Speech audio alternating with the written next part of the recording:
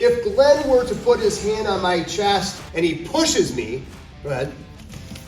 If he's strong enough, push again, he's going to send me. So the principle that Master Rickson Gracie teaches is when we have that force, and that force is pushing against us, and we're able to actually, go ahead and push. Go ahead and push again. We're able to let that force go beyond us.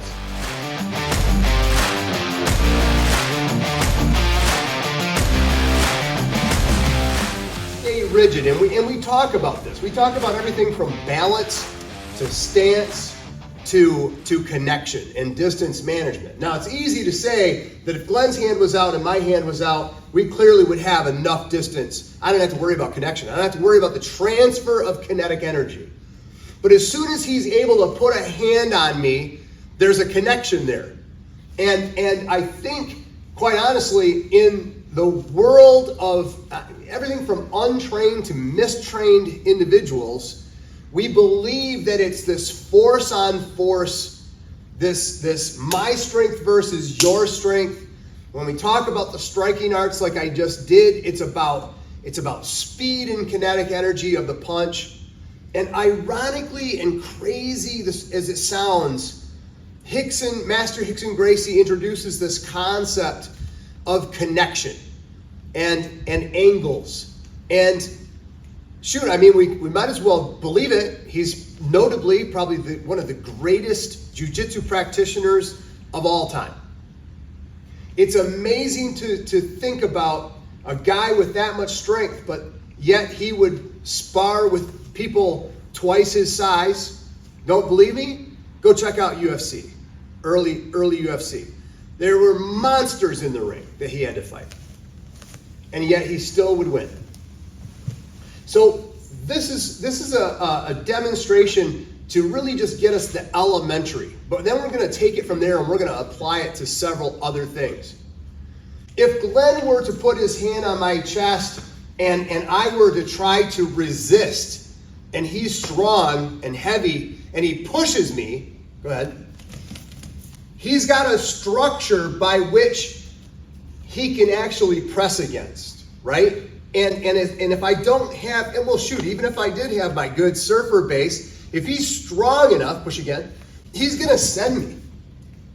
Because I'm giving him something solid to work with. Something solid to work with.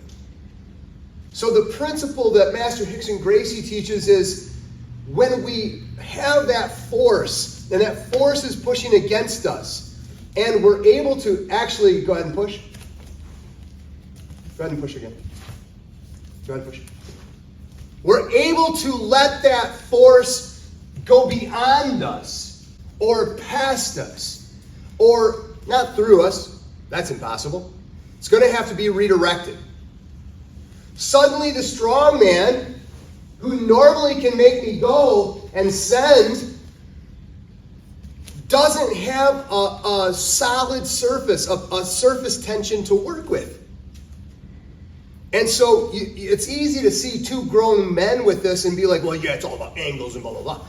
But where it really pays off is when you see somebody 120 pounds against 180 pounds, or 140 pounds against 240 pounds.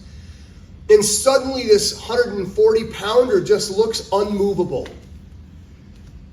And the person they're up against is just like, yeah, she said, we're just like all over me, like a weighted blanket. I just couldn't get them off of me. It was oppressive. And you're like, yeah, that's what I want. I want that. How do I get me some of that? And we're going to focus on that today because, quite honestly, there's a few little tips and tricks that will be tricky for us because this seems simple. Like suddenly you're like, I want my ticket money back. Like this seems like something I could have learned on TV and practiced at home. This is just the introduction to the concept. When you begin to apply it, how many of you have ever been rolled by Derek from crossbody? Fun, right? No. It's almost like a miniature judo throw. It's powerful. It's unsettling.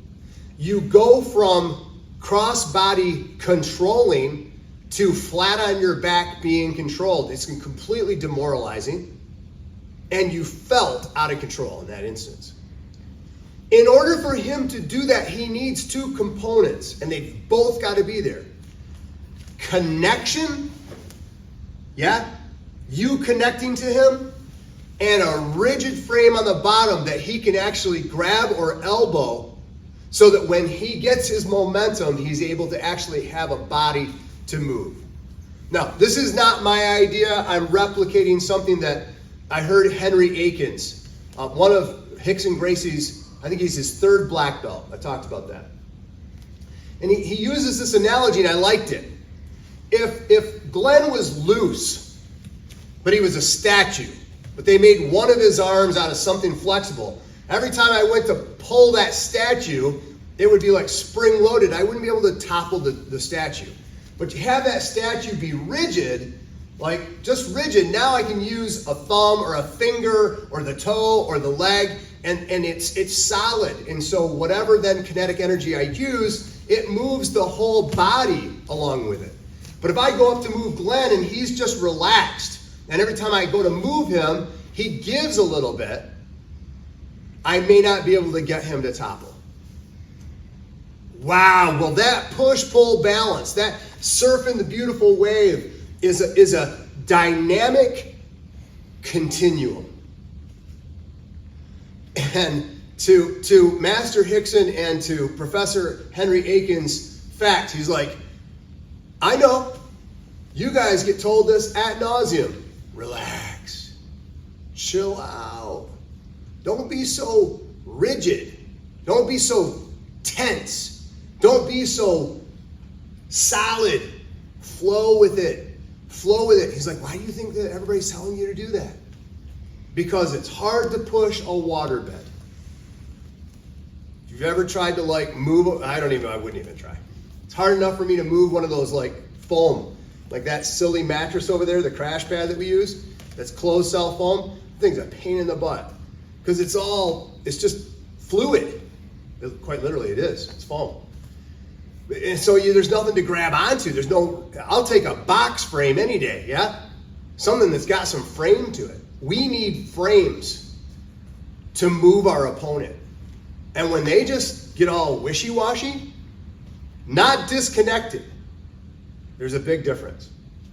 But they're fluid, they're relaxed, and they let you move them. They let you move their shoulders. They go to push, and suddenly, with no effort on mine, like if he was putting here, and man, this is taking energy. I'm having to like go back in and fight.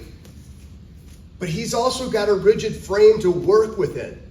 But as soon as we relax, and suddenly, every time he pushes, I'm just relaxing, man. He doesn't have the power to move me the same way.